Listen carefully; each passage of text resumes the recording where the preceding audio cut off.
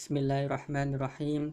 Alhamdulillahirabbil alamin wassalatu wassalamu ala sayyidil mursalin wa ala alihi wa sahbihi ajmain amma ba'd. Bismillahirrahmanirrahim. Qala al-musannifu rahimahullahu ta'ala wa nafa'ana bihi wa bi ulumihi fid dharaini amin. Wa makna asyhadu anna Muhammadar Rasulullah lan utawi maknane asyhadu anna Muhammadar Rasulullah iku anta'lama yen to ngerti sapa sira wa ta'taqida lan ngeyakini sapa sira wa tusaddiqa lan benerake sapa sira wa tu'mina lan percaya sapa sira anna sayyidana ing sak temene bendoro kita wa nabiyana lan nabi kita Muhammadan rupane Nabi Muhammad ibni Abdillah putrane Sayyid Abdullah ibni Abdul Muthalib putrane Sayyid Abdul Muthalib ibni Hashim putrane Sayyid Hashim ibni Abdi Manafin putrane Sayyid Abdi Manaf al-Qurasyi kang bangsa Quraisy sallallahu alaihi wasallam iku Abdullahi kawulane Gusti Allah wa rasulihi lan utusane Gusti Allah ila jami'il khalqi maring sekabehe makhluk.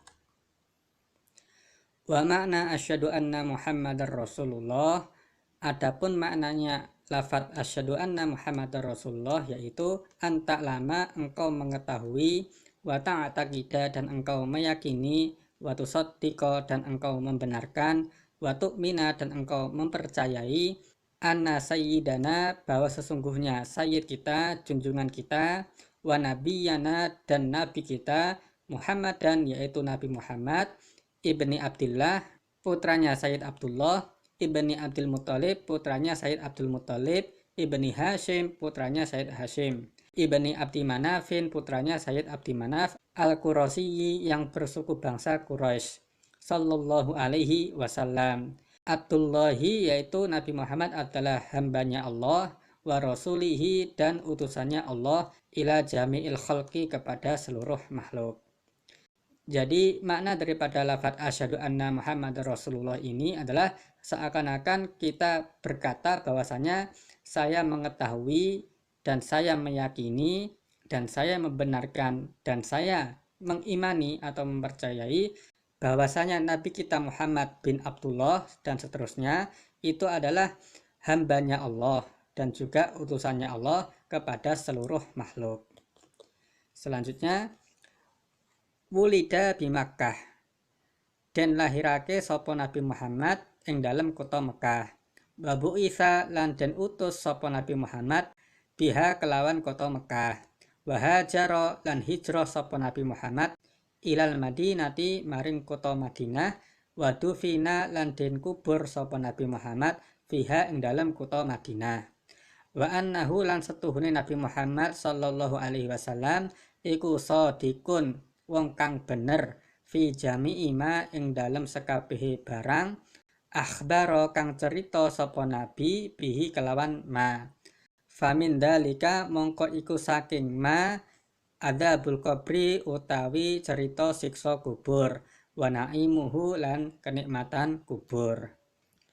Wulida bi Makkah, Nabi Muhammad dilahirkan di kota Mekah, wa bu'itsa dan diutus atau diangkat menjadi rasul biha di dalam kota Mekah, wahajaro dan kemudian hijrah ilal Madinati ke kota Madinah, wadufina dan dikubur fiha di dalam kota Madinah, wa annahu sallallahu alaihi wasallam dan sesungguhnya Nabi Muhammad sallallahu alaihi wasallam itu shadiqun jujur fi jami'i ma di dalam semua perkara akhbaro bihi yang beliau kabarkan atau beliau ceritakan. Famin dalika dan termasuk perkara-perkara yang diceritakan oleh Nabi Muhammad adzabul qabri adalah cerita tentang siksa kubur wa naimuhu dan cerita tentang kenikmatan-kenikmatan kubur.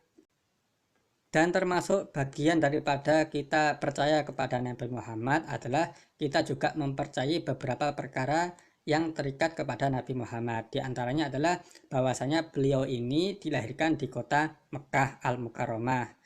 Kemudian beliau diutus atau diangkat menjadi rasul di kota Mekah juga ketika beliau berumur 40 tahun.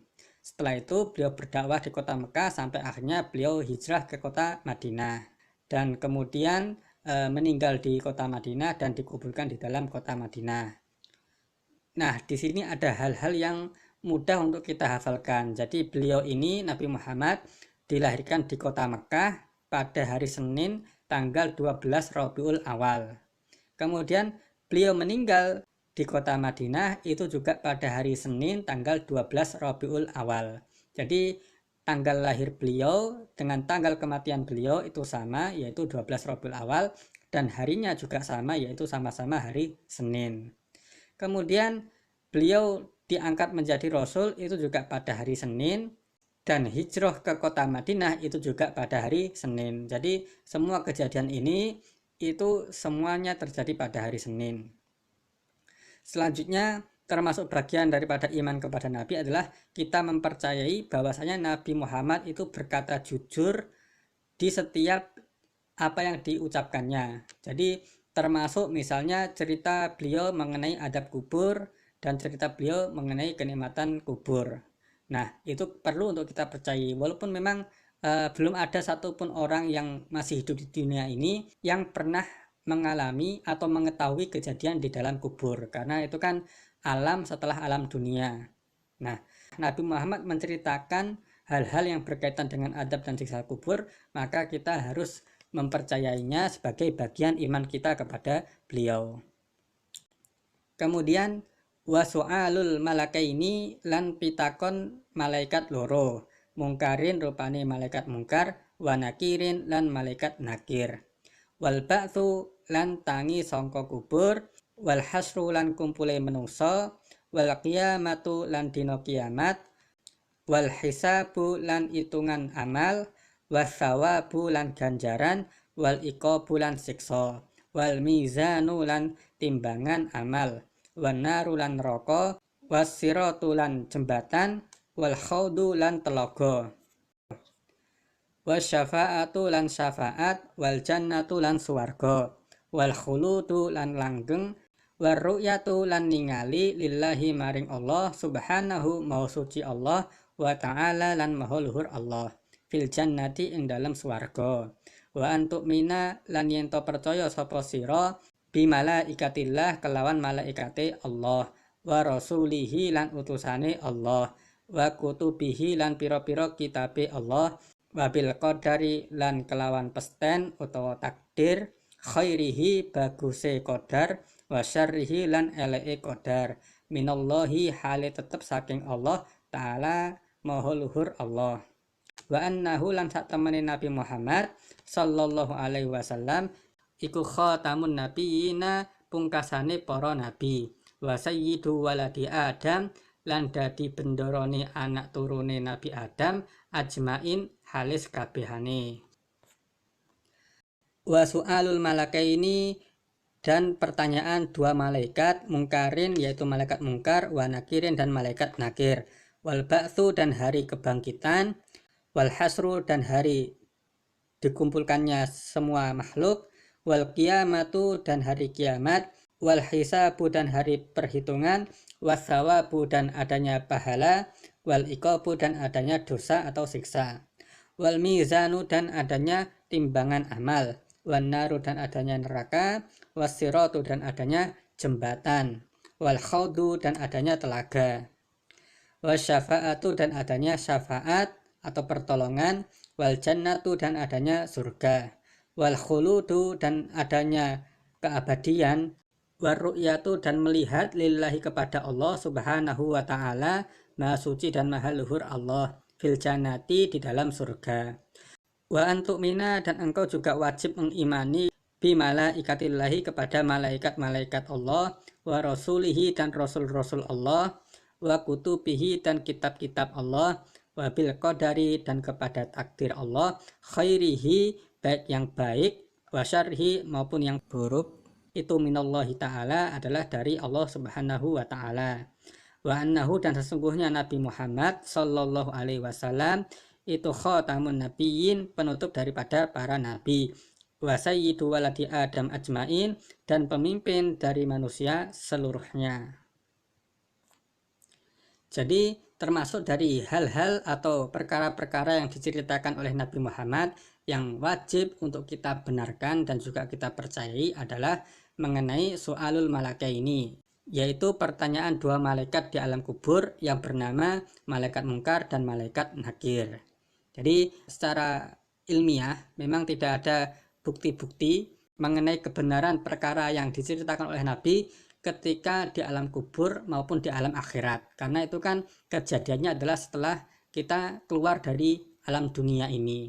Namun karena itu yang menceritakan adalah Nabi, dan Nabi itu dari Allah Subhanahu wa Ta'ala, maka kalau kita memang percaya pada Nabi, maka kita wajib juga percaya kepada hal-hal yang diceritakan oleh Nabi. Termasuk tadi adanya pertanyaan dua malaikat di alam kubur, yaitu malaikat mungkar dan malaikat nakir. Kemudian juga kita juga harus mempercayai bahwasanya ada yang namanya hari kebangkitan. Jadi setelah manusia itu di dalam kubur, itu kan jasadnya hancur.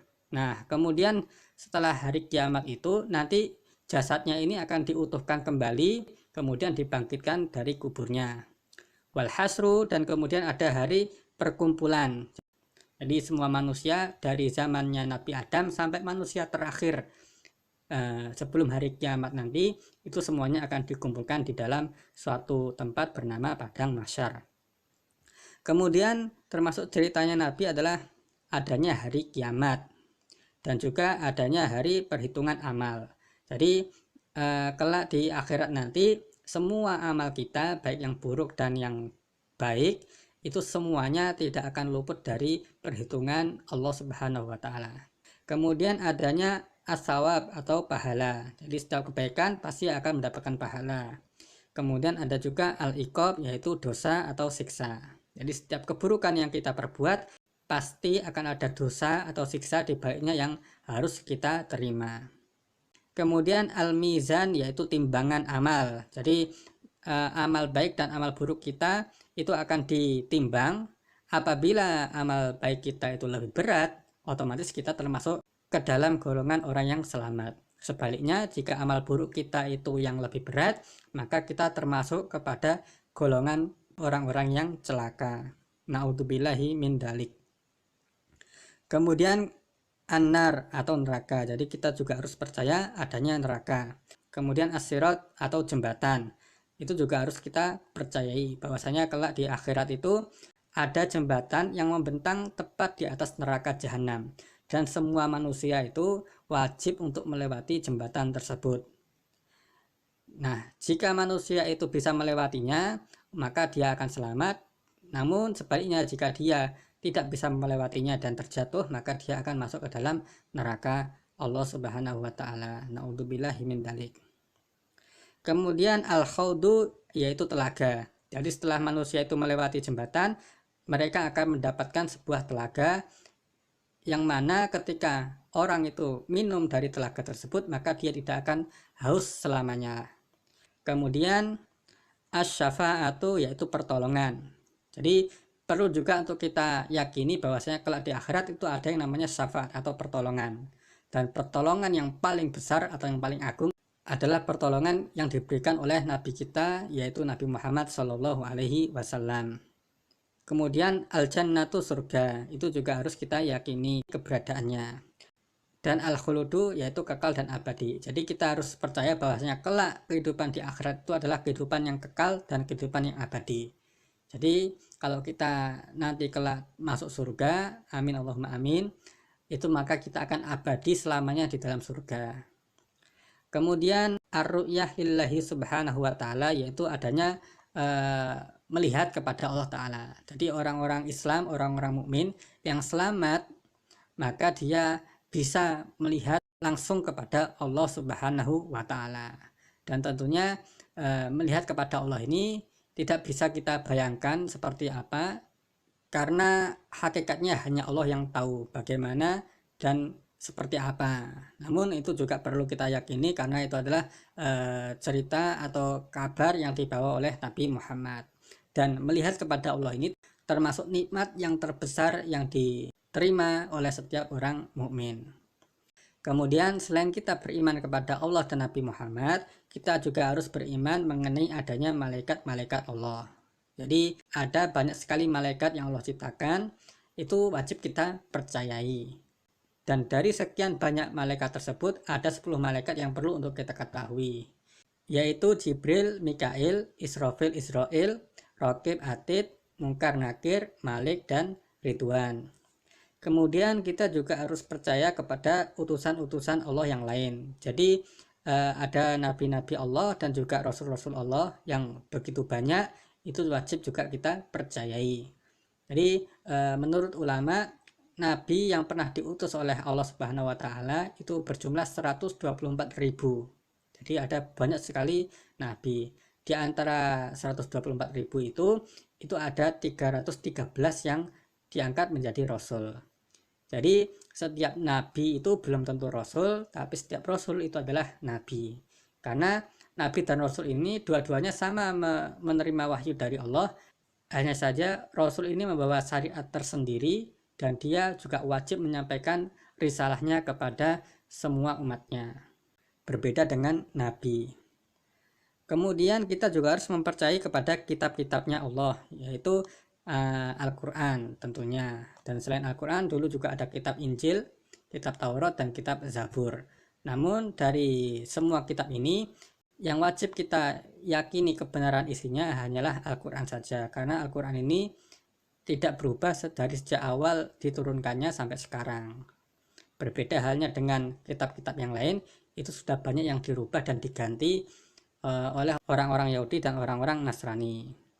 Kemudian kita juga harus beriman kepada takdirnya Allah, baik yang baik maupun yang buruk, bahwasanya itu semua dari Allah Subhanahu wa taala. Dan sesungguhnya Nabi Muhammad ini adalah penutup daripada seluruh nabi. Jadi Nabi Muhammad adalah nabi yang terakhir, tidak ada nabi lagi setelah adanya Nabi Muhammad. Dan yang terakhir adalah Nabi Muhammad ini adalah pemimpin dari manusia atau Bani Adam seluruhnya. Jadi manusia ini pemimpinnya atau junjungannya itu adalah Nabi Muhammad. Jadi demikian sahabat pembahasan kita pada kitab Matan Sulam Taufik kali ini. Apabila sahabat ada pertanyaan atau yang lainnya, bisa dituliskan di kolom komentar. Demikian, semoga bisa bermanfaat. Wallahul muwaffiq ila aqwamit thoriq. Wassalamualaikum warahmatullahi wabarakatuh.